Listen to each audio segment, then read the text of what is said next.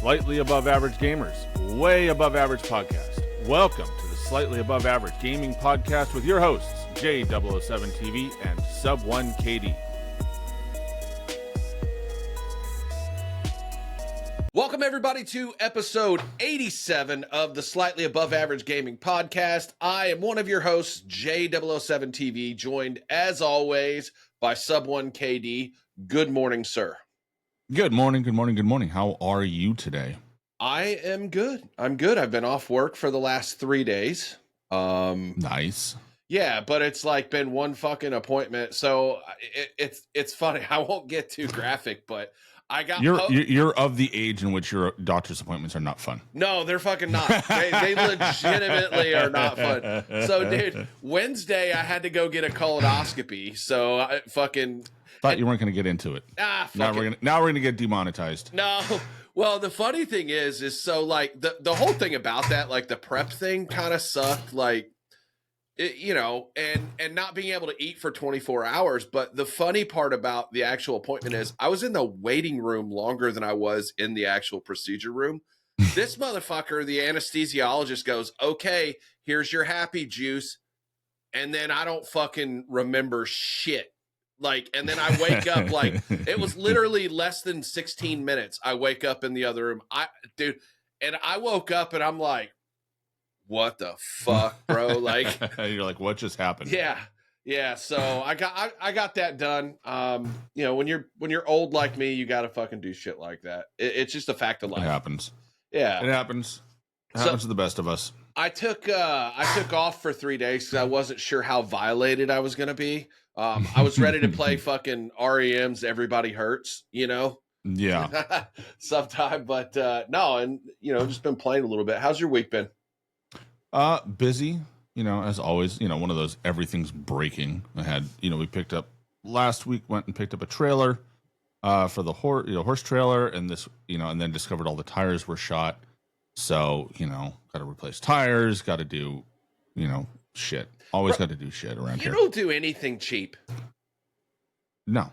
I mean, like, nothing is cheap for you. It's like you try to get deals on shit, but nothing is cheap for you. Oh, we got a pretty good deal on it. Like, I won't lie. It was like I had to drive all the way out to Sacramento for it, and it was one of those things of like, dude, I'm gonna send you this picture real quick of what the tires looked like when we got home. You seeing fucking the what is that? The radials? Yes. Almost as bad. You know what? Probably a bit worse than that, to be honest. And then we had this guy. So we tend to do delivery. Like, we get our groceries delivered because where we live, it's, you know, it's 20, 30 minutes to the grocery store, to the nearest like Walmart or Safeway or whatever. Mm-hmm. And so like the cost of gas and the amount of time that I either have to, you know, to get away from work to go to the store or, you know, whatever, it's not usually worth driving. And so, you know, what little bit we pay in tip is usually roughly equal to how much it would cost us to go do this. So we order. What the fuck? He's looking at the picture of the tire. God damn. All 4 tires look like that. Like, they're just like, the sidewalls are just splitting apart. And so the fact that we drove 140 miles on those and they survived and nothing blew out, miracle of modern miracles today. But yeah, no, we had a delivery and it was supposed to be there Friday morning. And like, basically, I think the driver looked at the map and went, yeah, I'm not fucking doing that.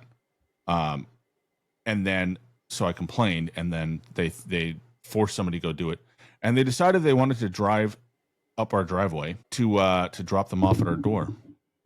We have a gate at the end of our driveway. And they decided to open that gate with the car. Yeah, I was on the phone with you when that fucking happened. You were like, yeah, somebody's like, ramming my fucking gate. And I'm like, what? Yeah, my delivery driver. And I'm like, can we not, please? So now I have to fix the gate this weekend.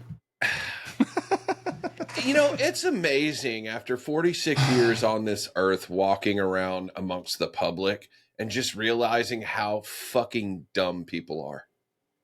Oh, yeah. Dumb as rocks. I swear.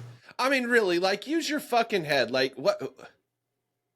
You couldn't see that the gate was closed and locked? You couldn't see that? Yeah. So, yeah. So that was my week in a nutshell. Wild and busy. And, I had, it's funny because I feel like I had, in the Warzone, I had 2 weeks. I had two versions of the week. I had the first half where ranked was fun. I had a good time. Got all the way up to Silver 1. And then day before, Thursday, I decided to, I had a break in the schedule and I had some quiet time. So I decided to try and get to gold. And I haven't been walled that hard in a long time. I'm talking like in the gulag, I just kind of move back and forth and they're just pixel perfect, just just tracking. And then as soon as you pop the corner, they're pre-firing it. Now look, I say this, and I've said this in videos, and the comment that I always get is like, well, everybody's on the art tune now, and I haven't put you on it yet. But here's the thing: the channel in front of you, like here's the thing that I'll tell you about that tune that most people don't know, is the channel in front of you is actually very quiet. So if you're trying to listen to somebody through a wall and you stare straight at the wall, you're not going to hear them very well. And he does that that system is set up intentionally because he wants to quiet the gun and the noises in front of you and visually, like, his philosophy, which I don't disagree with, is that if something's in front of you, you should be able to see it, right? And you should react to the visual instead of trying to like worry about the audio as much. And quieting down the gun noise and quieting down other noises is more important than it's more important than trying to hear everything going on. But in situations like the gulag, right, it creates an issue. So what I do, and I think I've seen other people do, is you kind of like, you sit at an off angle. So like you'd hold the edge. Like if I hear somebody moving right, center to right, then I'll hold the right edge. And that puts me off center and I can hear, right? Because that's going to pick up the front left speaker and I can hear it clear as a bell. And if it goes the other way, I just switch, right?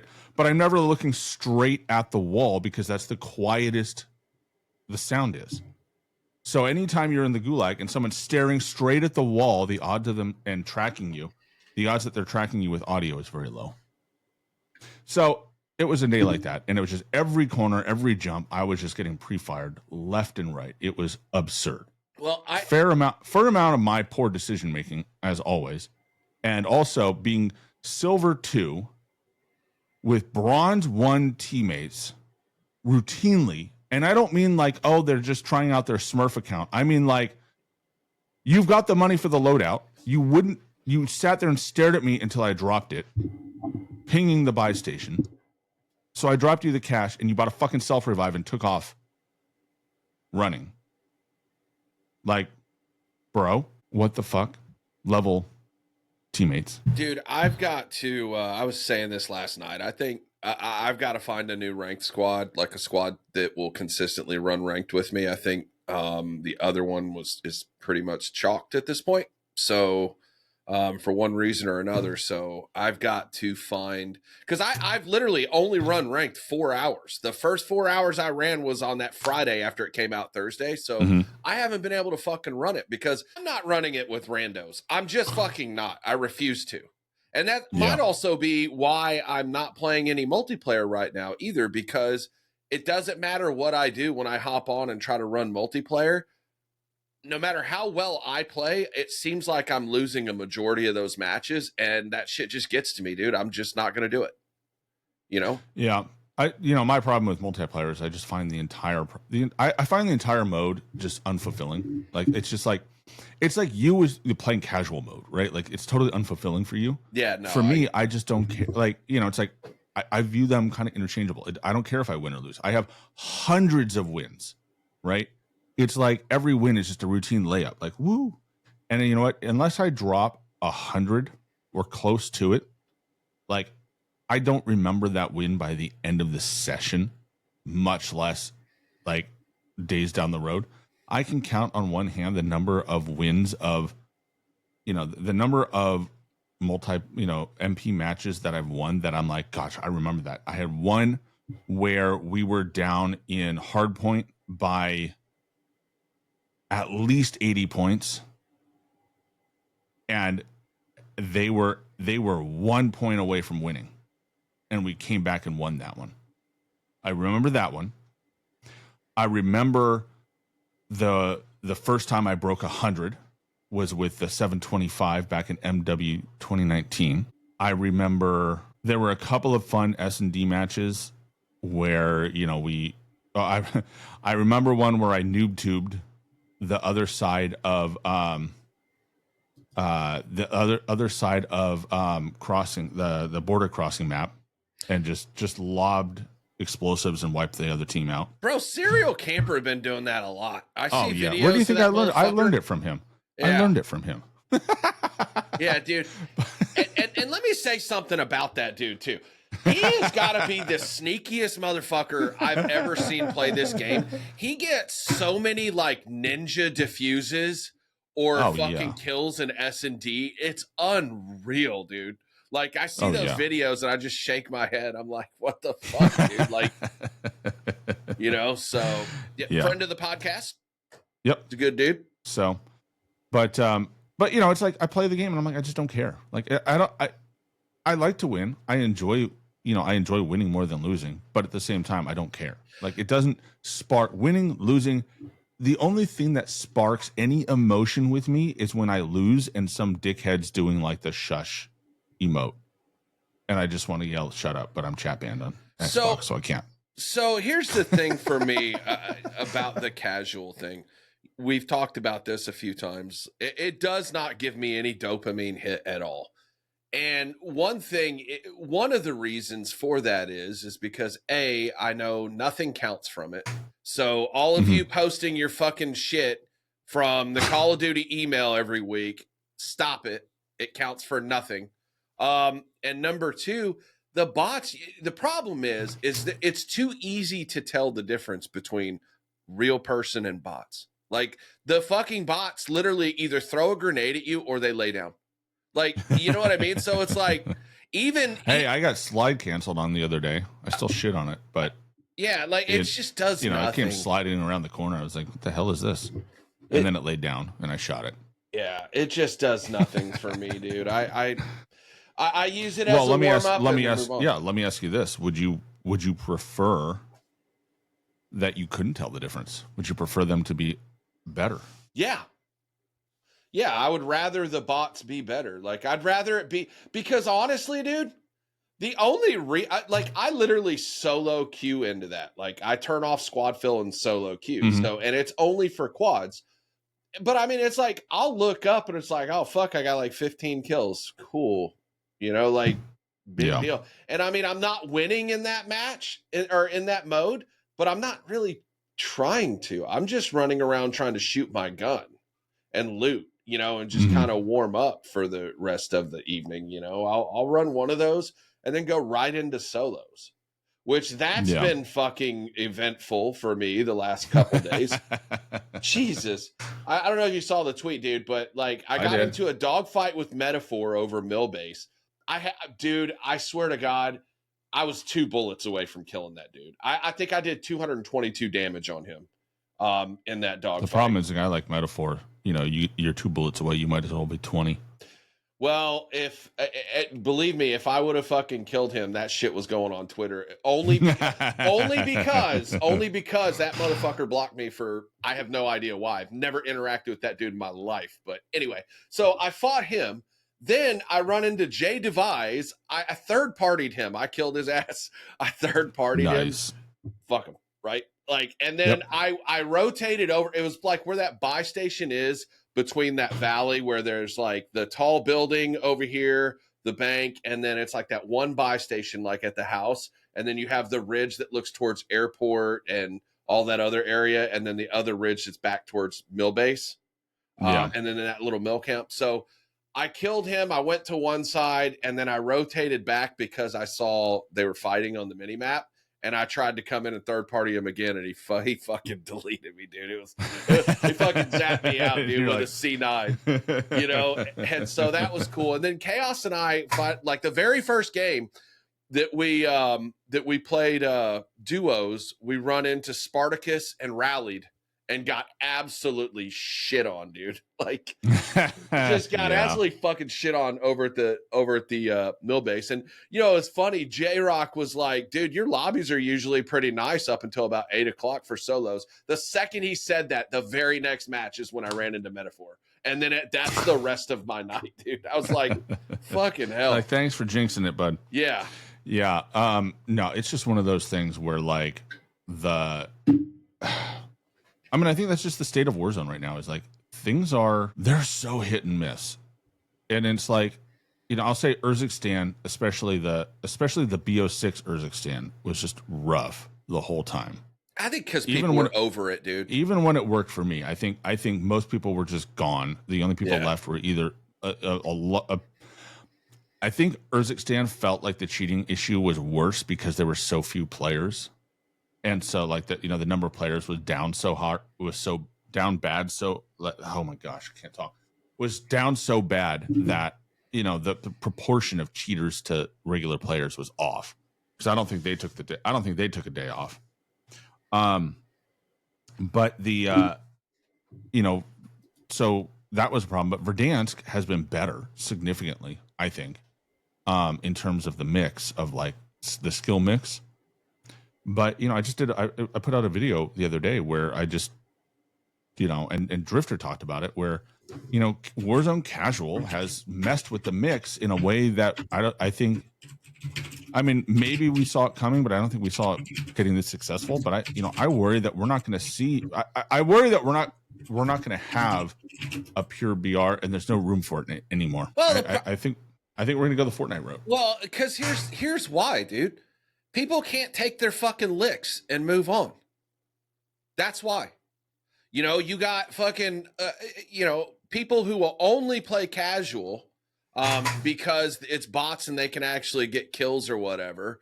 And then on the other side of it, then you have fucking people that have to 2-box into every fucking lobby because they can't take their licks. And then there's the rest of us that are kind of stuck in the middle, that we're in no man's fucking land right now. We're in the SBMM desert of the unwanteds because we're not bad enough to get decent lobbies. So we're like, you know, our skill level throws us as the cannon fodder for the good players. This is why you keep running into Metaphor. Like, that's what, your second time running into him? Yeah, I've run into him a couple times, but I'm going to say this though too. And maybe it's just my experience, and before anybody's like, yeah, you're in fucking protected lobbies, guess what? I'm not, dickhead. I just fucking spelled out that I'm not, because this kind of night happens on a semi-regular basis. Yes. Yeah. And it has, because like even over in Urzikstan, I was running into Eries and Crims all the fucking time. Yeah. You know, even some top 250s, you know, over there. And then it's been consistent doing that here. And you know what though, dude? I'll take it, because I feel like I'm also running into people with no fucking thumbs sometimes. So I feel like for me, the matchmaking is kind of evened out. Like, I don't feel like I did that whole first year of Modern Warfare 3, Urzikstan, like where I'm just getting fucking, you know, bent over every night. Like, I'm not feeling that at all. See, and I think, you know, a lot of that has to do with where you're located. You play central and you play, you know, during the evening hours. So you get the nighttime East Coasters, and you get the early on, you know, West Coasters, and you get everybody in your name, you know, mid demographic. So I think actually from, you know, for your perspective, like the time you play and when, you know, where you play is great. For me, you know, most of my play time is 9:30 plus Pacific time, which means the only people still on are the demons from the central and people coming in from other regions, because, you know, they're, you know, they got their VPN working, which, you know, has been hit and miss this year. But, you know, for me, lobbies are just sweaty all the time. Like, I don't run into no thumb Nancy very often. It is just sweat. Everybody's my skill or better. And so it's kind of like, and the problem is if I don't have a squad to play with, then I'm stuck with, it's like they will stick me on a team to carry. Like they will find that one team of no thumb, of two thumb Timmies and be like, okay, you can carry this squad. And I'm like, no, I can't because I have Eries, Crims, and top 250s popping in. So, dude, like here's an example. Like I play solos because, like I said, I don't prefer solos. Like ideally, like if I had to like rank the squad sizes, it would be trios, solos, duos, quads. Like would be, or I'm sorry, yeah. No, it would be trios, solos, quads, duos. That would be like my ranking list of that. But, I was playing solos the other night and dude, I think it was either 5 or 6 kills in the first minute and a half of dropping at Millbase that I had. I mean, just people, and I had to actually look and like make sure I'm like, am I in fucking casual? Like, I'm serious. Like, I'm like, dude, am I in casual? I'm like, this must be the one. This must be the lobby, Like, it was fucking crazy. Yeah. The last solos I played, it flew, the flight path took it over downtown. And somebody dropped on the top of Nakatomi Plaza. And I jumped out about kind of over Superstore-ish. And the guy at Nakatomi Plaza picked up a ground loot HDR and one tapped my head off as I got out of the plane. Really? Yep. Just like got out of the plane, pulled my chute for a second, kind of did the whole like, you hit the air brakes so that anybody jumping behind you trying to like gun you doesn't get the chance to tee up behind you, and you get a chance to kind of look at the spread of where everyone's going. Pull my chute. I go to cut it. He starts doing the cut animation, and all of a sudden I'm in free fall on a spectator cam. I'm like, that's fucking the crazy. Fuck is that? And I mean, it was a level 55, so I have no idea how old that account was. It was just, I'm just like, well, I'm done. Fuck that. And then, obviously I got into the gulag and just got absolutely demolished by a Crimson player. He had an older Crimson tag on. And I just was like, I'm done. Fuck solos. This mode sucks. And I, my preference, I like quads and trios, like kind of interchangeable. And then solos and duos are just where I play, and when I play, it's misery because everybody like that wants to just show off and go, and just ball out seems to love those modes. Most of them are, a lot of foreign characters. So who knows about how well the honesty of their accounts go. But well, what we're running into right now, part of the issue is that, I'm still not exactly sure, and I don't really care what the fucking reason is. It's dumb. They take out trios every time there's ranked play. So now we don't have trios. And so we're playing fucking trio quads a lot, like having to play shorthanded because that's not the squad for ranked, and I don't want to fucking play with a random dude. So that's... Well, if you play trio quad, if you turn squad fill off, it should give you a slightly better... I mean, well, I was trying to do that with Drade last night, and I think Lizard the other night, so... Take your... I mean, hey, and those two guys will care. Those two guys can hang, so... Yeah, that's like basically having a rando. I played with, Lizard the other night, and it was like... Played Game of Resurgence, and it was hilarious because we dropped in. We dropped bio. I looted a bit, got kitted up, found a gun that I can run with, and I'm like, all right, let's go. I look up. Lizard is all the way halfway across the map at prison. He has 7 kills, and I got 1 at the drop, and I haven't seen anybody since. And I'm like, well, All right then. You just got listen with players like that's what I've figured out is with players like that, you just have to let them do what they do because Oh yeah. Listen, Try to keep up if you can. Yeah. Especially when it goes, but it's like, you know, and I think to his credit, you know, he loves to run off and knows that we'll hold down the fort somewhere else and he can rack up some kills. And then when he eventually gets, you know, 4 stacked, we'll be there to bring him back. Yeah. Yeah. Probably looted enough for loadout money.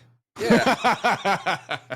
Yeah, dude, we were playing, like, Drade and I were playing last night. He was struggling a little bit, like, and it was mainly, and, you know, he said something last night that actually stuck and made sense to me, which I know this was the intention of why they did this, but, like, he said, he's like, with the current, like, TTK, he's like, you have to respect players that don't fucking deserve your respect. Yeah. If you're not walking around ADS, you're just fucking dead, is more or less what he said. And I'm like, that's true. That is true. But he also said he thinks by probably August, they'll up that TTK once all the casuals leave again, like they usually do. He's like, they'll increase the TTK. We'll see. Because it depends on how well casual mode holds on. Casual, you know, if casual mode continues to hold on and it sees retention, they won't touch it. In fact, they will probably they would be more likely to drop BR and make casual mode BR than they would to increase the TTK and chase them off. And I got to be completely honest, that right there makes me, that is one of the reasons why I'm not really, like, I have zero patience, tolerance, or I'm developing a disdain for that group of players. I really am, because they're going to fuck up everybody else's experience for people who barely fucking play the game, and it makes me fucking angry. Yeah, it's all about, you know, it's going to be retention. But, and I think it's one of those things where, how do I put it? The thing that, and this is, and I think I've said this before, but this is the problem with this game, is it's not a competitive game at its heart. When it tried to be competitive, everybody fucking hated it. Nobody showed up. And we just saw that with the numbers, right? Nobody showed up to MW3 to, like, you know, at all. Like, they actually, it's funny because they lost about during the life cycle of MW3, they lost about 1 million players on Steam alone. Yeah, but how many of those people left because Modern Warfare 2 was so fucking bad and they weren't coming back? No. From the launch of MW3 to March, Steam lost 1 million players. So that's people that came to Steam to play during MW3 and then left. How many of those went over to PC Pass? I mean, PC Pass numbers are up. This predates that. Are you sure? I believe because they didn't finish, because Black Ops 6 was the first one they put on Game Pass at launch. Yeah, they that's didn't true. put that on Game Pass until late in the year. So this predates that. So the thing though is, because we got these numbers last month, right? And the thing that you have to keep in mind is that during that window where Steam lost 1 million players, quit, the overall game gained 100,000 players. So where did they go?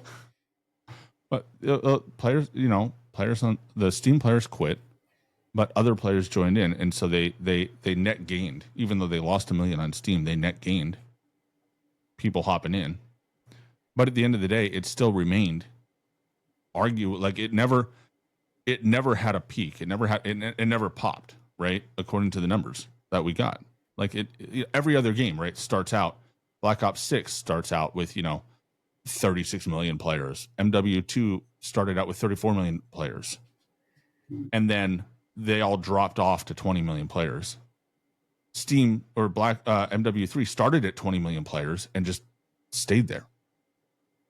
So, I think it's one of those things of like, the question will be retention, right? If we saw a boost, so Black Ops 6, right? And the 20 million is the end of Urzikstan, right at the cutoff of when Verdansk dropped. Which it would make sense for people to leave because they said they weren't going to do fucking shit with Urzikstan, the last 2 seasons. And the game was a mess. It was a cheat. It was a Yeah. cheater's paradise. It was a disaster. I mean, it was arguably they arguably took a terrific launch and just squandered it. They should have never integrated Warzone at all until Verdansk. They should have just never done it, because I think it was the worst thing that they could have done. But the question then remains, how many people came back to Verdansk? Because if Verdansk was as big as it was, as you know, they imply it was, like, let's just say it replaced everybody, maybe even maybe 40 million people played the first month, right? If the retention, so I think what the numbers did is they established what's the core baseline, what's the core player base of Call of Duty. It seems about 20 million players, because it consistently just falls to that number, right? So the casual, and then everybody else is the casual base. If they saw a boost, I'm just making this number up, like let's say they saw 40 million people play, so that's a boost over Black Ops 6. Everybody came back for Verdansk. If in a month, even after the resurgence, they see a dip, but they have retention, and they have retention in casual mode, they're not going to fucking touch it, because it's retaining players. And it's not the core, right? Like, that's the thing. So, and we don't know. We have no idea. Like, there's no insight into these numbers at all. From we have numbers to March that was released by that third party data collection company. But beyond that, we don't know. We have no idea how well Verdansk did. From all intents and purposes, and everything they've said, it did really well. We don't know, and we don't know what their problems with Season 3 Reloaded did. I'm assuming they cut a bunch of stuff that wasn't ready and would have made Season 3 Reloaded worse. And that stupid weed era, which we can just look, which is fine. There's a time and a place for making weed your identity. I think it's college, but there's nothing against it. Just, it's too much, right? Like, give us a week around 420. I get the timing and all that. Fine. It is what it is. But good Lord, 2 solid weeks of it nonstop. Like, you have any idea how much it screwed up my timeline? Because all it was talk about that, and all the showcase and all the ads they pushed really fucked everything up. And I've been getting weed ads on Twitter for weeks now. I'm over it. Yeah. Yeah, I don't know, but if they do like you're saying, and it's either just ranked or casual, I'm not entirely sure how much, if any, I'll play this game. Yeah, I don't know. I don't know that they'll go that road directly. Like, they'll probably, I imagine they'll do a Fortnite thing where it kind of like phases with skill, where it's like, if you're a shitty player, you get a lot more bots. Because if you're a good player, the bots start to go away, or they get better over time. I'm just not interested in that. Like, the whole reason I ever started playing fucking online games is because I wanted to compete against other people. You know what I mean? Like, people, not fucking bots. There's a reason I don't play single player games very much, if at all, because I want to play and compete against people. And the problem with, and I'll say this is the problem with single player modes, is that there's usually there's no balance, right? There's no like skill balance with bots, because they're either like wall lickers, or they're just aimbotting your head from across the map on a dime. I mean, honestly, full blown, like, they have wall hacks, because they are the walls, right? They are the computer, right? They know right where you are, which is wild. But like, there's a difference in the bots though, in casual mode over on Warzone, and the bots over that I warm up against in multiplayer. The multiplayer bots are better. Like, they're drop shotting. They're significantly better. And I usually do like 6 bots, headshots only, free for all, at mixed level, like mixed skill, like, because I mean, essentially that's what you're gonna get in a, ideally in a lobby, is like varying skill levels. And so yeah, these fucking bots over there are way better than the bots that you face in Warzone.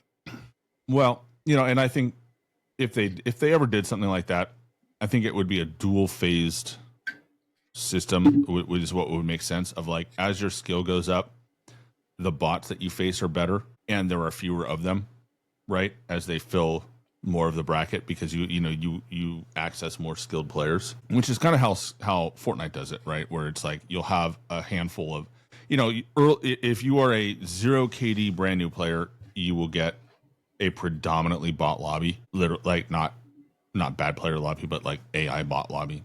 And then the more you play, the more real players they fill in because they can hit the bell, they hit the skill gap. I think pubs needs to.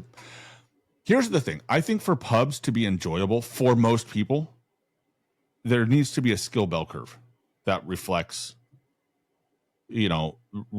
expected player levels, right? Where the majority of players are not good players. The majority of players should be average, give or take, right?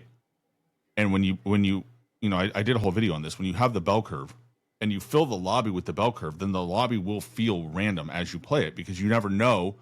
You never know where you are on the skill distribution. And I think it's not Overwatch. I think, is it Valorant or is it Apex that does this, where they actually tell you where on the bell curve your lobby skill is. Like they kind of have that. But I think in order to have a public match be enjoyable, is there has to be kind of a random distribution of skill. Because if it's all one way or all the other, which we have now with SBMM, the way that they implement it, it's either not enjoyable because everybody's your skill or better, right? Or it's more, or it's like it's a cakewalk and you're in those Nixta lobbies where you're just like, they're real players and they're worse than they're the real players that would die to the AI bots in the game. That's all you face. That's what I ran into, dude. Like, seriously, 2 days ago, Millbase dropped in, had 6 kills in about a minute and a half. It was fucking crazy. And then did you run into more higher skilled players later? Yeah, a little bit later. In fact, I think I even got run the fuck over that match too. That pisses me off so bad. That's how that's how a BR should feel, right? A pubs match, an unranked play match should feel like, all right, hey, if I run into a bunch of, I can run into a bunch of bad players and then I turn around and there's a player at my skill level or better, and there's that random feel to it. Yeah. Right. And I think the way that they handle SBMM in unranked is that that doesn't really exist in most modes, especially squads. And certainly, and I argue that it has a lot to do with when and where you play because of the number of players that are available to play, to fill the lobby. Well, they said in the white paper for the multiplayer. Now, obviously, we're having to assume certain things because we still have never gotten a fucking Warzone white paper. Thanks a lot, Activision, Raven. But they said it ping. And so basically ping, which is going to be, your location, right? And time to match. Like those were like 2 of the most important things. So obviously they're going to group you with people in your server. Like, and that's also why I run into a lot of these dudes, because they do live in the central part of the US. They live in Austin. Mm-hmm. They live in Dallas, Fort Worth, so that's why I'm running into some of those dudes. But yeah, I guess for me, the whole thing about it is like, I'm running into some of these dudes, but you know what? Who fucking cares? Because I'm killing some of them. I'm not going to fucking cry about it. Like, everything is a mix for me. It's random. I like that. And that's how it should be. And I get some people don't get that experience. And I wouldn't like to run into those dudes every single match, but I also don't want to play against fucking bots every match either. So right now, where it is for me, it's working. Yeah, and I think what, and I do think that you are probably prime to get that kind of rotisserie, especially in solos, kind of that rotisserie of skill where you're never really sure what you're going to get.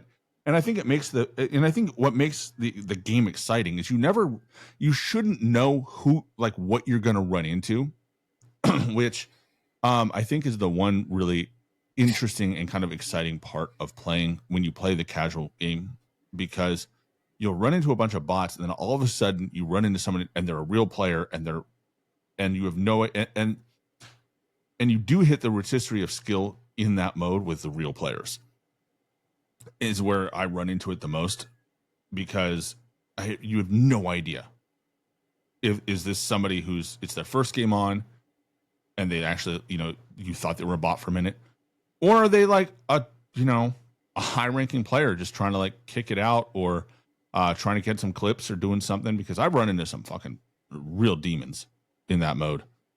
And then I've run into fucking wall lickers. Well, and the other thing is, though, too, is like I can tell a difference in the bots because I'm usually killing those.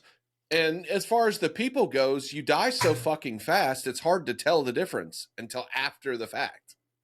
You know what I mean? Like, you get zapped out. Like, by the time you're realizing it's a human, you're fucking dead already. A skill issue, maybe. Yeah. But it's just, it's when you can open the experience, and I think, which when you get later in the game, it does, I'm on the camo grind, so I'm just like, I'm playing it a lot if I don't have people on to play with, because solo sucks for me, and I just don't like that mode anyways. So it's like I'm trying to get like these guns done, and I get stuck with the worst teammates sometimes, and it's hilarious. But yeah, the effect that it's having on the game is, I think it's, from what I've observed in terms of commentary, and especially comments on like, my videos and comments just around Twitter. I mean, not that casuals are on social media. They, they live in the Stone Age. They don't have social media. But from what I've observed is people love that mode, and they just don't want to leave it at all. And, whether or not that's ultimately good for the game or not, I think only time will tell. Because, I mean, look, if there's no players, we saw the report, the internal, leaks from that their internal discussions of like, hey, if you can't turn it around, Warzone is done for after next year. If you remember that, like, that was the conversation being had. If Verdansk doesn't turn it around, Warzone is done, which means they probably wouldn't bring back Blackout, by the way. They would probably lean into DMZ or some form of it. So, BR we would have to hang all of our hopes for a realistic BR on Battlefield. Yeah, I'm really hoping that's good, because I was talking about this with my chat last night. It's like, because I think somebody asked me if I only play Call of Duty or Warzone, and at the moment the answer is yes. But there's nothing else to play. There hasn't been any other offerings that I can split my time with. Because I mean, I have friends like McGregor. This fucking dude plays several games, like different types, and that kind of thing. I don't do that. But if there was another first-person shooter that I did want to play, I would split time probably about 50-50, at least at first. Yeah. Between Battlefield and Call of Duty, because I like both franchises for what they are. You know? I mean, the last time that I didn't main a game, we had, I mean, think of the lineup. Let me lay out the lineup, and these were all fairly recent games at this time.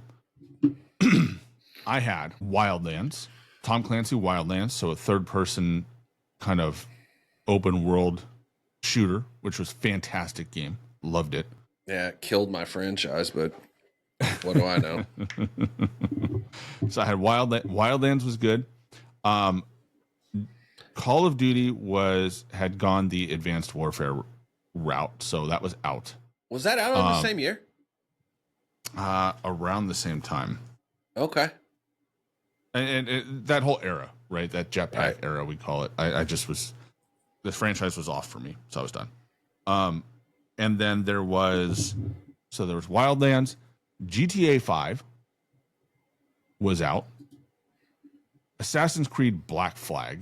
This was all about the time that my daughter was born. So, I had a lot of game time. I had a lot of downtime. I had NHL was strong, and I was starting to lean towards maining that at that time. And then there was the Battlefield was out. There were a couple of there was a decent battle. That was a decent time for Battlefield. And then there was another one. I can't remember. But I mean, right there, that's 5 games. That's 5 games that were all great, that were all fun, that were all pretty different from each other, different experiences.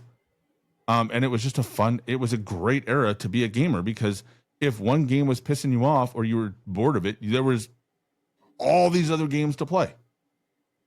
You didn't need to sit there and struggle through misery, because there were options that were all viable. And right now, it's just not. And look, and it's something with the genre too. So BR genres, we saw this. I'm going to point out, we saw this before, kind of during the tail end of Cold War, where BRs were in a lull, right?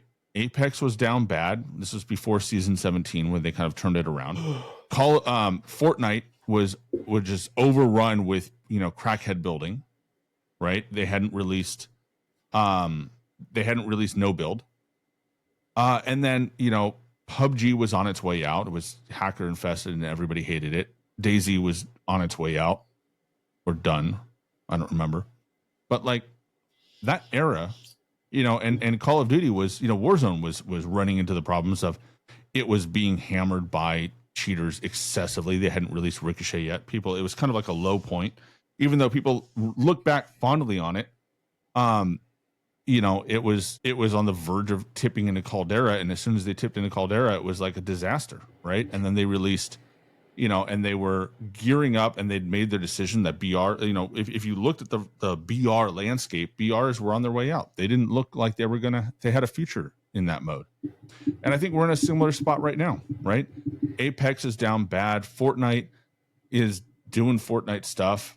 I think that game will just never end, because there's an endless supply of 13-year-olds that want to play it. Well, and especially signing, linking up with Disney in the way that they have, like all those properties that they'll put in that game. Yeah, it's not going anywhere. Mm-hmm. Yeah, and but it ebbs and flows, right? So Fortnite does Fortnite things, but who's playing PUBG? Nobody. Yeah, I don't know anybody that's playing. I know one person actually. There's a couple of people playing it, but it's like, yeah, nobody really, like the numbers aren't there. What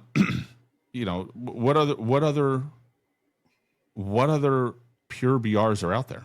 Everything's gone extraction lately, to varying degrees of success. Yeah, I don't know, man. It's we just need some we need some options, but and again, we need competition. Yeah, at the end for of the day. sure. So Battlefield next year, right? But I'm having fun playing this game. Let's not get that twisted. Like I'm having fun playing Warzone. And it, to me, is the best overall experience that I've had in Warzone in at least 3 years. And even with the couple things I don't like about it, I still think the ground loot's dog shit. It's still not very good. And you know how I feel about the TTK. We don't have to get into that, because it is what it is. But overall, like, the experience is, it's good. It feels like an actual BR, or as close to a BR as we're ever going to get, as far as like without all the nonsense for respawning and all that stuff. Like they've made it harder to buy people back, which is great. There's fewer buy stations, it seems like, than on the other maps. And so like, I will not trade anything. The most important thing to me is that game loop and the way it is right now. So, and at the very minimum, that's the best part about it right now for me. Well, and I think that game loop, again, when you can create a situation in which the casual players can succeed at some level or another, and you have to remember the casual, we say the word casual, right? Like, in my mind, in my opinion, when I define casual, it's a mindset to me. It's not hours played. It's not casual. Is not hours played. It's not skill. It's not any of that. It's literally, what is your attitude on the game? And I think that the casual attitude is, I can pick it up. I can play it for a little bit, for a lot of it. I can have success or not. And I'm going to put it down whenever I want. I'm going to put no effort into like radical improvement, right? Yeah. I'm not going to practice. I'm not going to, maybe I'll peek at what the meta is, or I'll ask around, hey, what's the meta? I get that a lot, to be honest. And you know, there's not a lot of like, how do I put it? There's just not a lot of effort put into the game.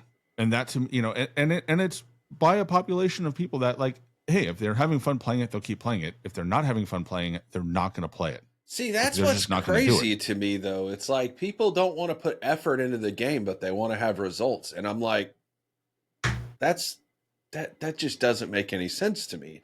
To like, I will never understand that mindset, right? Like, it doesn't matter what it is. I don't care if it's video games or whatever. It's like, it's to me, it's always about effort, you know? And if you're not willing to put effort into something, you can't expect it to work out the way you want it to, or to succeed in it. So I think an interesting look would be baking. If you're familiar with baking at all, it's very specific and regimented, right? There's not a lot of room for error, right? You have to put 1/4 cup of flour to 1 cup of water to, you know, 2 tablespoons of sugar. And if you have too much, your cookies are going to be shit. But if you follow the recipe, and this is where I think there's this, like, the casual mindset could take on. Now, my wife is an amazing chef. She makes her own baking recipes. She just literally can make shit up as she goes. And it turns out amazing because she's put a shit ton of effort in. She is a top 1% creator of food. All right. Me, I'm casual. I will throw some meat on a flame and just like have a couple beers and wait for it to reach the right temperature. I will also throw some stuff down. And if I want to bake, I will pull out the recipe that someone who is a high-skilled baker, like my wife or somebody else, has created, and I will follow top to bottom. I will do every step as I'm told to do it. I will put no effort into learning the how and the why of the ingredients and the mix and what reacts with what and how it all works. Follow recipe, stop to finish, produce food. That's how invested I am in it. I'm a casual food maker. I'm a casual cook, right? I'm not terrible at it, but I put no effort into it. Like, I don't research it. My wife will sit there and like read the theory behind how stuff cooks, right? And she will experiment and she will try a bunch of different stuff until she perfects a recipe. See, and I don't do that half-ass either. You know what I do. That's the thing, right? Yeah, I know what you do, but that's the difference, right? Like, I have a very casual mindset towards that. I don't have a very casual mindset towards Call of Duty, but I have it towards, you know, cooking, for example. But you're not competing. But it doesn't matter, right? Like, but the point is, well, I'm competing against myself, my previous endeavors, right? If I wanted to improve, if I wanted to do a better job than I did before, I would put effort into doing, you know, to learning how could I have made this better. And the reality is, is it edible? Does it taste good? Fine, good, serve it, go. Like, I have no interest in it, right? It's not my thing. And that's totally fine, right? It is my wife's thing. And that's why she does most of the cooking. But, you know, it's just not my thing. Like, get me up to a base level where I can like follow directions and do the thing. But I don't need to know the inner workings of how cooking works. I don't need to know that to follow a recipe. And most people are that way. That's why those food boxes are so good for most people. Like that HelloFresh, if you ever tried that. No. Like, it's everything comes, it's pre-measured, it's pre-cut, it's preset. They come with directions, with pictures, follow the directions, start to finish, and you have a perfect meal. And you don't have to put any effort into knowing why you have to mix ingredients the way that you do.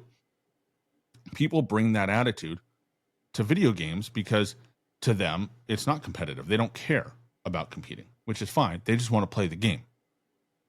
And I know that's not your mindset, and that's not how your mind works on this, but you're also a minority at the end of the day in the gaming world. And that's the problem, is that unlike Valorant, for example, who says, oh, you're new at the game? Fuck you. Learn to swim, right? Valorant is competitive above all else. All else. Apex is definitely on that side of the spectrum. It's pretty close, yeah. There's Like, not a lot of room for error on there's Apex. not a lot of room to be new No. in Apex, right? You have the little shooting range, which makes you feel good. Like, I got this. And then you get in the game and you're like, what the fuck just happened? What is this gun? What do I do? Somebody help me. And you know what? If you go to the Apex subreddit and you say, hey, I want to learn the game, you get told to go fuck off. Ask me how I know. So it's literally, even it's a Marvel competitive Rivals game. is that way too. Like Marvel Rivals is a very competitive game. And it's a very deep game. You have so many heroes. They all have abilities. You have to learn what the abilities are, how to use them, what to use them against. I'm assuming they all have counters, right? Like, Spider-Man is good against Marvel Iron Man or something. I don't fucking know. But like those sorts of games, right? Like there's no shallow end of the pool, right? There's stand on the pool deck and watch, or you jump in the deep end and learn to play. And people that are just casual at the game, they're not going to want to play that very long, right? They're not going to invest the mind in, invest in it. Same with Tarkov. It's why people don't play these games casually. You don't play Tarkov casually because you'll never have fun. You'll never find success. You'll just die. The thing all the time. we have an exodus of casuals pretty much every year anyway. They leave anyway. Because why? Because they're casual in mindset about the game. They don't fucking care. You know what I mean? But also it's that cascading effect where the game gets tougher over time, and so you can't hop in for 2 hours a week and find anything resembling success, because the skill and the knowledge and it has to do with game time, right? If the people that know the map know where to go, they know where you're going to hide, because we've played this map so many times. We know the map inside and out, right? Same thing with Rebirth Island. It's why it's one of the reasons why Rebirth Island is de facto sweaty, because everybody knows that map. You know every little corner of the map. There's nowhere to explore. There's nowhere new. There's nothing new to the game. Warzone is, for better or for worse, and this was something that Drifter pointed out in his video that I riffed off of, was we don't have to explore the map anymore. We don't have to learn how to play this game anymore. We know this. We figured it out 4 years ago. We had figured it out. So even if you change the map, we just have to learn the map, but the flow of the game, we know it, right? And that sets the bar of skill, because anybody who doesn't know the map is at an immediate disadvantage.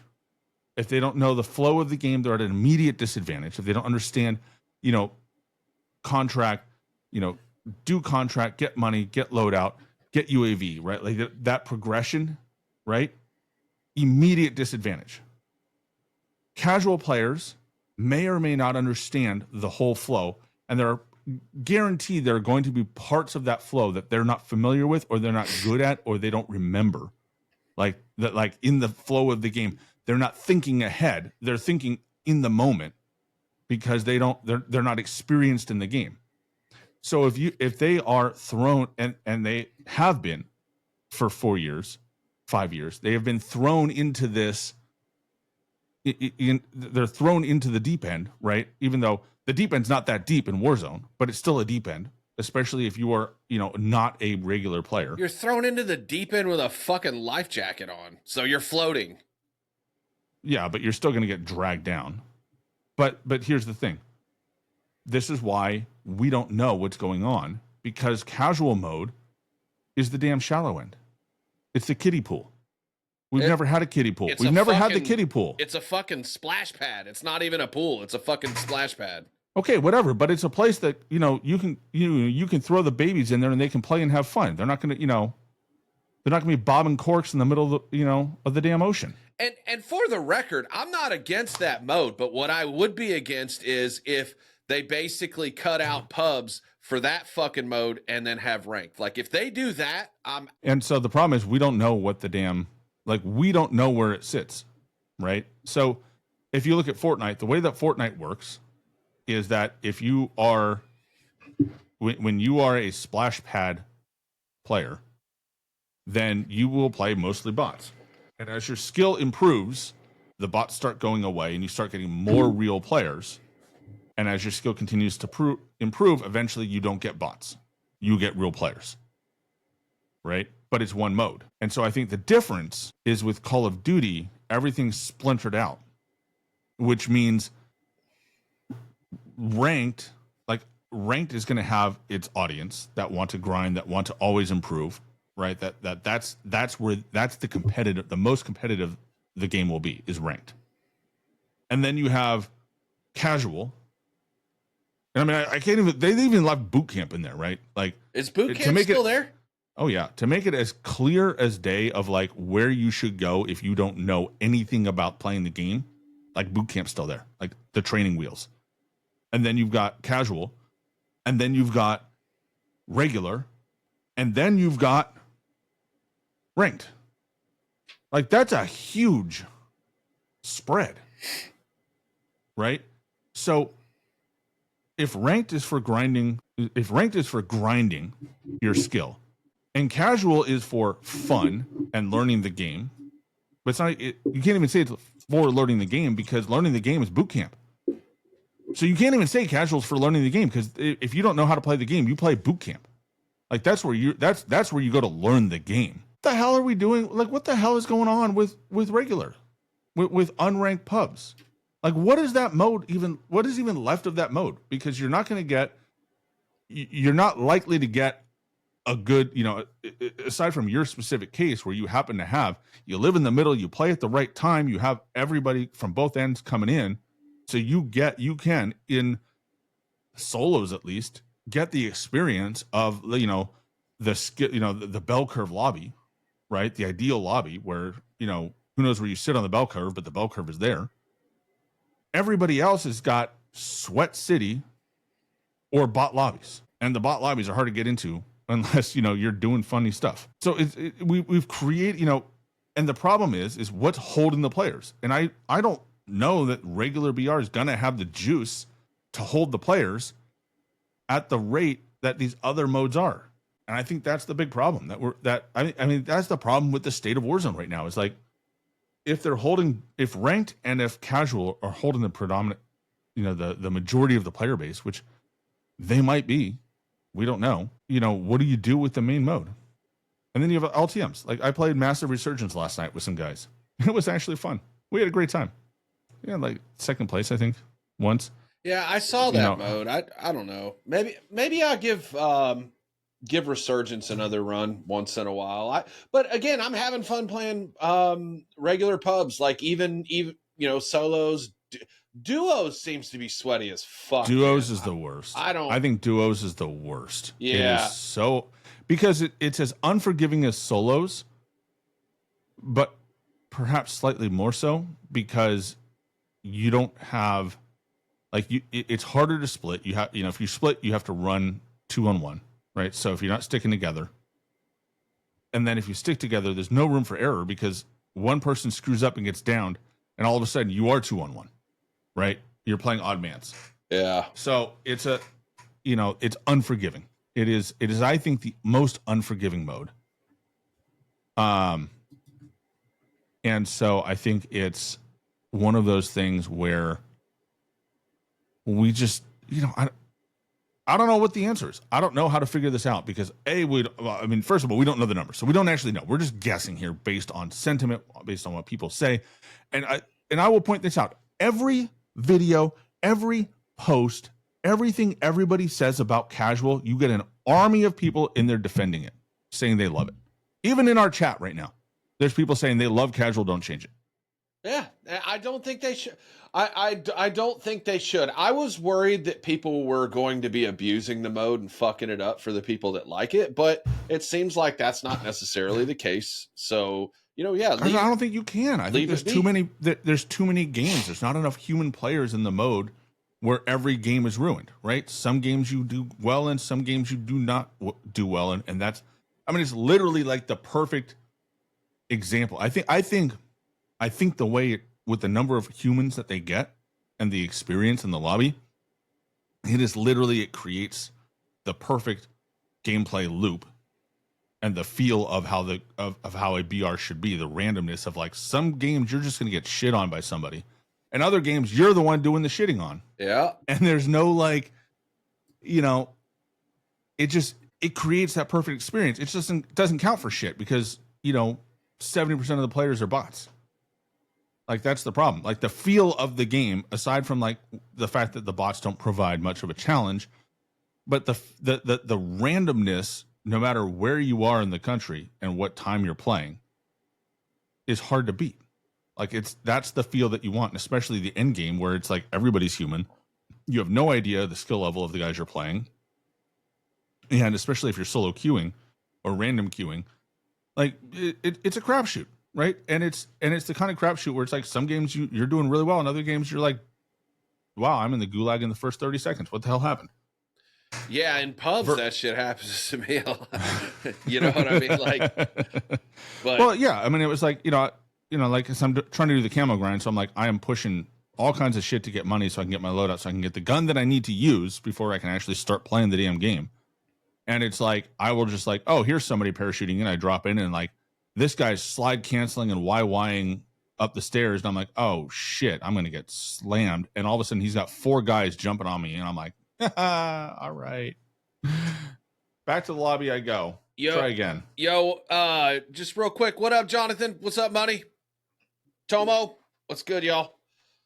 Yeah, no, I mean, listen, dude, I hope that they don't do what you said they could potentially do. You know, we'll just have to see that. But I mean, overall, what are your thoughts on like just Verdansk right now, Warzone in general?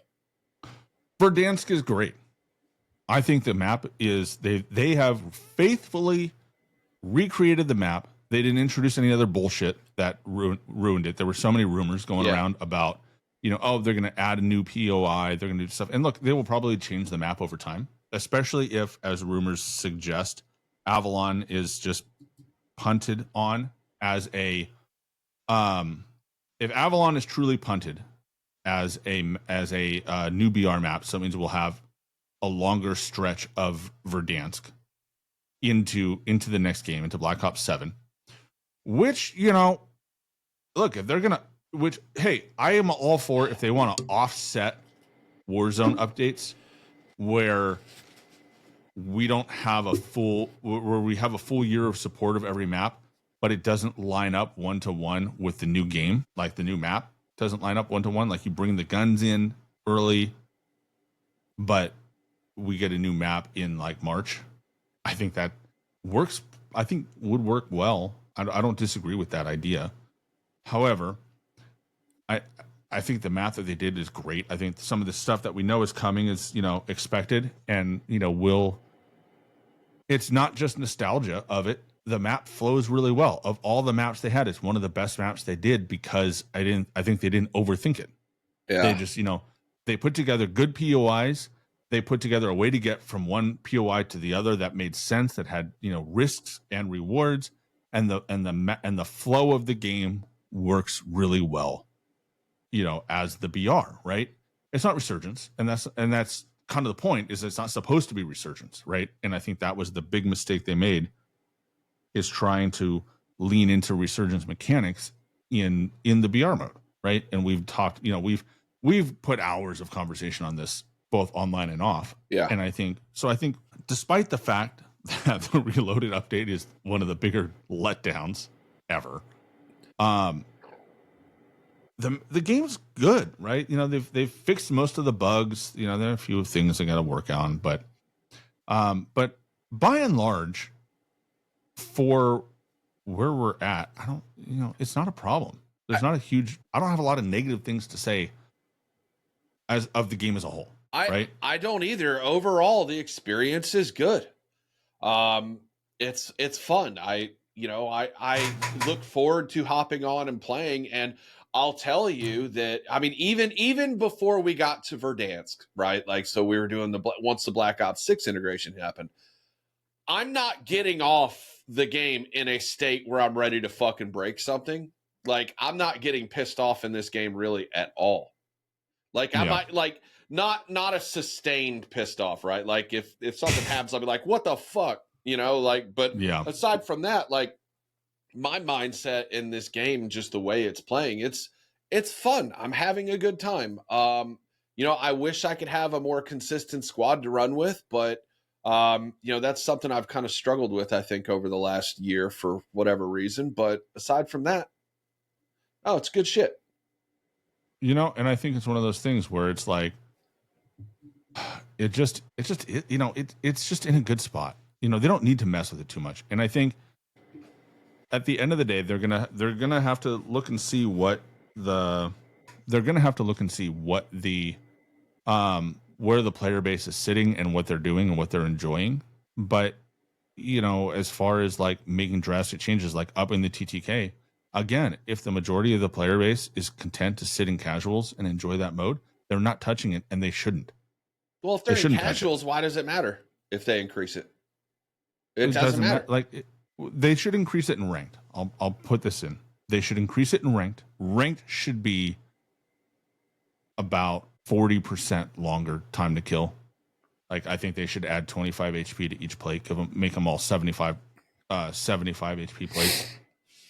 I think that would improve the ranked experience significantly. But I think in terms of pubs, because as I alluded to at the top of the episode or this segment, Warzone's not a competitive game. It's not Apex. It's not Valorant, right?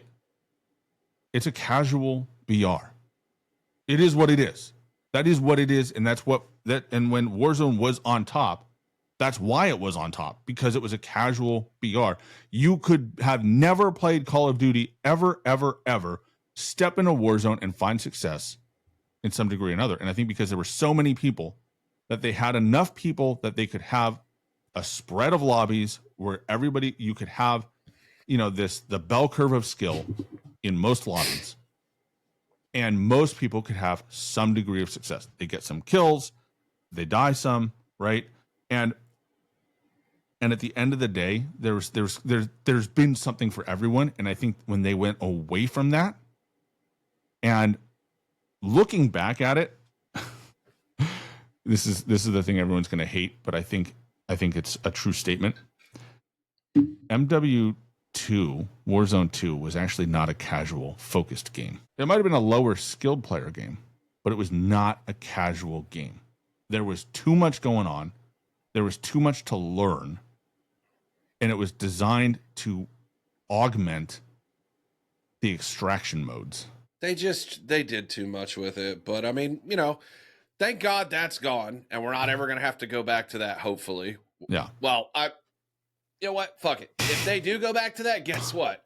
I'm not going back to that. I will do something Or if else. they go back to, but make it its own mode, right? If DMZ was DMZ and Warzone was what we had now, Warzone 2 would have been fine. Yeah. Like, the movement would have sucked. People would have complained about the movement, and they would have gradually changed it. But the flow of the game wouldn't have changed dramatically, and people would have been fine with it.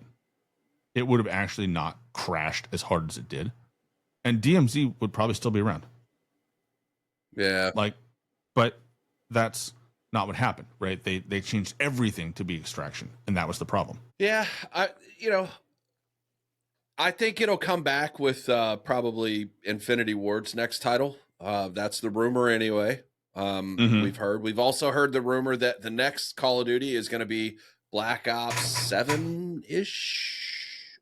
7. Yeah. So, sequel to this one, because that was the planning. That was the planning, right? That this was. So when they do these things, they plan them out years in advance. Yeah, right? They've probably got 3 to 5 years planned out. And what they did with this MW2 era, right? The COD HQ era was that, and it's so far been true, where they said everything's gonna, we're gonna release in pairs, right? So it's gonna be basically the leak was 2 years of support for the main game, and then the next year was like a DLC. That's what happened to, that was one of the sticking points of MW3, right? This is a DLC, right, for MW2. And so you have MW2, MW3, and now you have BO6, BO7, right? And so that was kind of like the plan. And I'm okay with it as long as everything functions. I mean, obviously the main thing is like that Warzone doesn't get fucked up again. So, whatever they do with multiplayer, I'm going to play it. And as long as it's tied to Warzone, I'm going to play it and max out all my weapons. But aside from that, I think it's a good plan to do it the way they're doing it now, because I think maybe we're going to get better quality, if that makes sense. I would hope so. I would hope so. I mean, I don't know software development, but just looking at it from a common sense standpoint, it's like if you have longer to work on something, the quality of your work should be a little better, I would think. But speaking of quality of people's work, we need to fucking, I guess, pour some out for Warzone Mobile, man. Jesus Christ. That's unfortunate. I only played one I'm game surprised it's that long. It lasted that long, to be honest. It's like they made a big deal of it, but then they just stopped. I feel like the support for it's probably stopped months ago anyway. Like, I mean, yeah. They've done no marketing for it outside of Next when they revealed it or whatever. And you didn't really see a lot of it. Like, I'm not seeing any kind of content being added into the game from the Call of Duty account on Twitter. Like that, I don't even know the last time I saw him even fucking talk about it. Well, so of course it's going to die. Well, I mean, look, it missed its mark. It missed the window. Warzone Mobile was supposed to come out alongside Call of Duty 2 MW. It was supposed to come out alongside Warzone 2. Mm-hmm. Like that was the original. That's when it was supposed to come out, right? Reveal. And so the way, and actually had it released on time, it would have been really successful given what happened with MW2, with Warzone 2, because it was this game, right? It was the game loop that we're playing right now was on mobile. And so when it actually did release, and I hopped in and played it, it was like, holy shit, this is Verdansk. This is Warzone as I remember it on a smaller screen. Right. Well, and the other thing is too, I think you've said this before, but like they fucked up with the hardware too. It's like, actually it was Tactical Brit said it was funny. They made a game for iPads in a Android market. You know what I mean? Like they made a game to play on iPads when mobile is mostly Android. He's like, it didn't make sense. I'll tell you why it didn't work, because Android's a fucking shit show to develop for.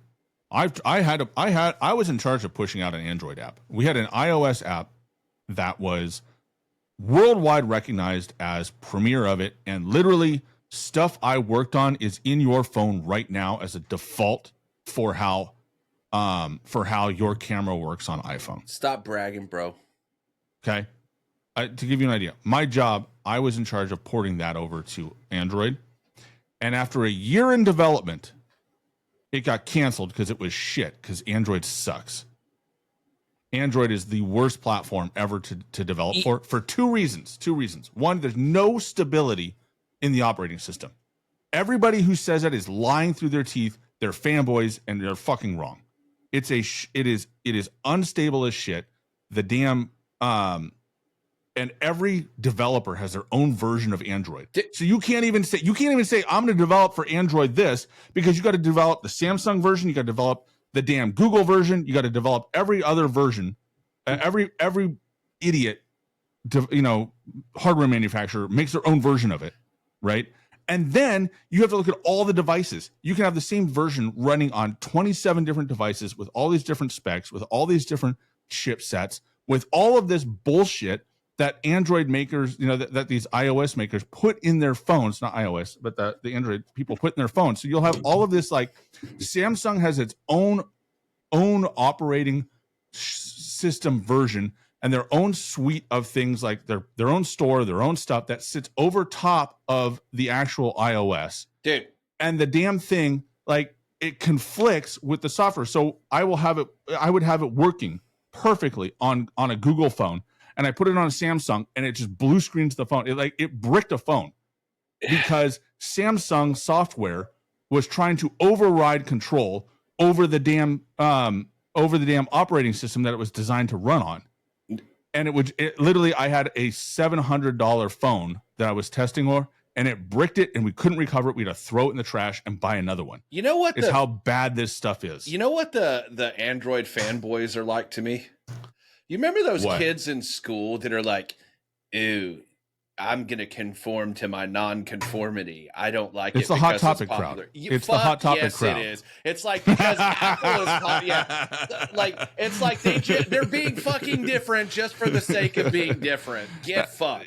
Now look, Apple has their own problems. They've got they're way behind on the tech curve in terms of like the cool shit. Everything they add has been, some developer in China did it 2 years ago, and they're just riffing off. No, it's because Steve died. So yeah, exactly. They have no direction, but their system is so locked down, and their hardware, if it runs on a generation of hardware, it runs on everything, right? It just is like, and when something is too old to actually operate on, they just stop developing. It's like you just stop. It doesn't work, right?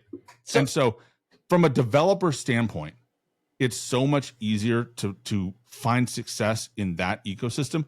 Because it's all it either works or it doesn't, and everything works together, right? And so that's the problem with Warzone Mobile, is that game is so resource intensive. All of these problems with Android fucked it up to the point that you couldn't like half the time you couldn't use it. That's how you had battery, overheating and stuff going on. Like there were. Why is everything Call of Duty related fucking just a constant resource fucking drain? Because they try to make like, because at the end of the day they want it to look good and be as photorealistic as possible, and that all takes resources. Like everything, like you look at Fortnite, right? Like compare the graphics in Fortnite to Call of Duty, compare them in Apex to Call of Duty. There's no fucking detail in anything. Like the textures are all like monochrome, cartoony. Like it's all cartoon shit, and that's really low resource intensity. It's not a big, it's not a big thing in terms of like, how big the files have to be, how much resources it consumes to render it, because there's nothing to render, right? It's just basic shit. Yeah. So what's we'll pour some out for Warzone Mobile. We're going to be winding down here in a few minutes, but what's the deal with fucking Marathon? Like I haven't really kept up a lot with that. Like they had an alpha that was out a few weeks ago, right? That was a disaster. So fill me in on that. What's the deal? So alpha is the new extraction shooter, and they're taking a swing. It's Bungie's take on a casual extraction shooter. The problem is they have no direction. Like, here's the thing: extraction shooters are not casual by default. Like they can't be. It's not a mode that lends itself to casual play, because either A, everything's simplistic and accessible to everybody, which then the people that really want to get into and grind something, there's no point in grinding it, because you already, it's so easy to figure out, and then you're done really quickly. Or it's hidden, stuff is locked behind artificial grinding, kind of like JRPGs, where it's like, all right, I know where I have to go, I can see where I have to go, I know how to get there, but I can't get there because I'm only level 75. I need to be 150, so that means I have to go grind a dungeon for like 27 hours so I can get my level, so I can access the next point in the game, right? Like that sort of artificial constraint is no fun in an extraction shooter, because it should have all the randomness of a BR with all of the gear hoarding of an RPG, right? Like that's where it should, that's kind of like the niche of extraction shooters. And so from the point of that, Bungie was on the casual side of it, where it's like you knew how valuable the gear was the minute you picked it up because they told you, right? There was not a lot going on, and it was alpha. So there's a Tactical Brit actually did a great video on this, but there's the typical stuff that you would expect from an alpha: bugs, crashes, unfinished stuff, and there really wasn't a lot of that. It was pretty polished. right? It worked well. There weren't a lot of crashes. So it tells you that they are more stress testing and kind of, demoing it rather than making it a true alpha build. And the problem is, like, the mechanics of it were very simplistic, right? Like, that was, early days of DMZ. What was the point of playing DMZ? Because you could do a couple of in-game things. There was like a story to progress, but at the end of the day, you didn't get to keep anything aside from weapons. There was, all the shit that you could loot, you couldn't do anything with it. And you knew what it was worth because it told you, all right, this is worth $2,000. This is worth $5,000. There's nothing to explore. So, and that's what Marathon did, right? Like, you pick up all their shit. All right, if it's valuable or not. If you should keep it or not. You know what it's worth. There's a very big gear gap, right? So if you aren't going in with, if you are going in at a base level, competing is very difficult because you don't have the HP. Your weapons don't do as much damage, and so getting through gunfights is more difficult. And then on top of that, after all of that, the one thing that it had going for it was the art and the feel. And it turns out Bungie stole that.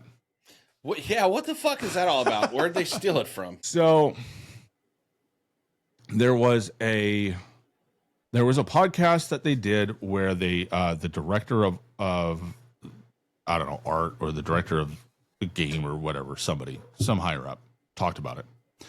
And what they said was basically the game was, they had a former artist who basically created a bunch of assets and put them into like their asset pool that they can pull from. And they and this, I guess, back early development in like late 2020, he said that this happened. And when they went and they kind of finalized the design, they pulled a lot of these assets. They were very good. And so there's graphics, there's they call them stickers, right? So basically like the graphic decals that they put on stuff, and they just put it everywhere. And that person, that artist, stole all of those assets from an independent artist who had posted them on the internet in 2017. So they basically went and found a small fry artist, liked what they saw, ripped it all off, and I mean, some of it was verbatim. Like they didn't even try. So, but the whole, like, you side by side it, and it's like, oh, that's like obviously. And then when you look at the actual graphics and the assets, it's not like, oh, it's inspired. You can tell kind of where something's like, all right, it's inspired by that, but it's not a one-to-one. Like, obviously they looked at that and they were inspired by it. No, this is like pretty one-to-one. So like, technically, though, Bungie didn't actually fucking go and steal it. It was an artist that worked for them that did it. Yeah, but like, because it wasn't sanctioned by Bungie to do that. I mean, yeah, the corporate headquarters didn't look down, and everybody's done this. Activision, Call of Duty, a couple of other big titles have done this. Even Rockstar got in trouble for this, where they would find some character. There were a couple of characters in real life that they kind of basically brought into the game, as cartoon versions of them, which in the most recent trailer those were changed. So they kind of went back and like changed that. But at the same time, all of this stuff has to be like proofed, right? Like there has to be a process where they verify that this stuff's real, like really created. And it just speaks to kind of like this intellectual bankruptcy that these studios are generating. And I don't know how much of it is internal issues where like they just demand so much volume out of so few people that like they just run out of ideas and just look around and grab what they can to make their numbers, which is a corporate problem, and that's like a AAA studio issue. And then it's like, how much of it is like the ChatGPT generation, right? Where, people aren't being taught to be creative, and the creative people aren't being elevated in the right ways. And what is being elevated are these people that like, they, in effect, they kit bash their careers in this way, right? Like this is not uncommon in the art world of people just like, I see what you did, I'm going to do the same thing over here, right? And we see that in content creation, we see that, in streaming, we see that in other things where even on TikTok, it is, how common is it where you scroll through TikTok and you get a video that is obviously somebody's content ripped, and either somebody talking, like presenting it as theirs, like talking over it. Well, it's just literally reposted. Yeah. It's not even like, they don't even do anything to it. They just literally repost it and like go that direction.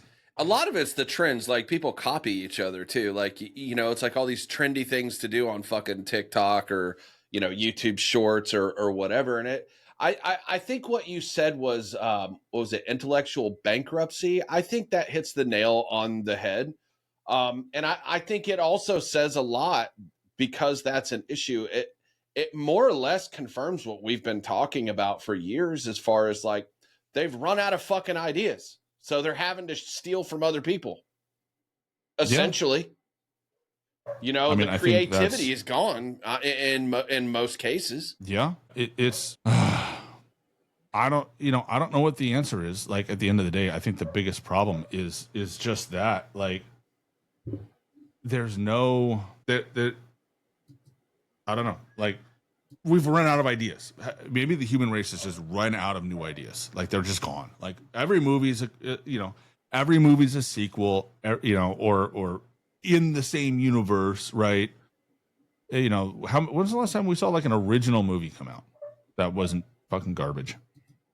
It's been a while. I don't know, dude. It's well, I mean, they're constantly remaking movies and doing a fucking reboots and this and that. And it's like, I mean, like, look at like Lethal Weapon, right? Like, you know what kind of movie franchise that was. And that garbage that they threw on fucking Fox with Damon Wayans, who I like him, but I'm sorry, he's no fucking Roger Murtaugh, bro. He just isn't. He's too young for this shit, you know? Yeah. Not too old for this shit. So it's like, and when they do these reboots and shit like that, like Hollywood and stuff, I'm fucking out on it. Like, I didn't watch the all-female version of Ghostbusters. There was no fucking way I was going to watch that. Like, I refuse.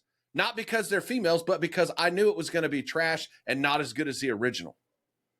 Well, and they didn't try and do anything with the franchise. No. Versus the reboot, right? Which, I mean, the second one I heard was absolute trash. I never watched it. One or whatever the fuck. Yeah, my wife and kids watched it, and they actually turned it off halfway because it was terrible. But the first one they did was phenomenal. It was a really good way to take the series and move it forward, because they could bring in the old characters and they could have that going on, and they could also introduce new characters and move the story in a direction, which I think it was terrific. But it's like, there's not like, but it's still not an original. It's still not original, right? It's just, it's still a sequel, right? At the end of the day, it's another sequel. I mean, look at the list of games. So periodically we'll get the list of like, what are the most played games? What original games that aren't sequels and aren't series have we had? Well, those games never really fucking last. Remember what was that one game? Well, and I don't even know how original that was. Fucking Pal World or whatever the fuck. That was like a flash in the pan. It was kind of a different take on things, but they used a lot of the concepts from like Pokemon and shit. So I mean, it was just a riff on Pokemon. The point, dude, is the masses also too. It's our fucking fault. We don't like that shit. I mean, dude, look at any Call of Duty forum. Like, anytime they're talking about maps, what is it? On Twitter? It's, hey, bring back this, bring back that map. You know, those kind of things.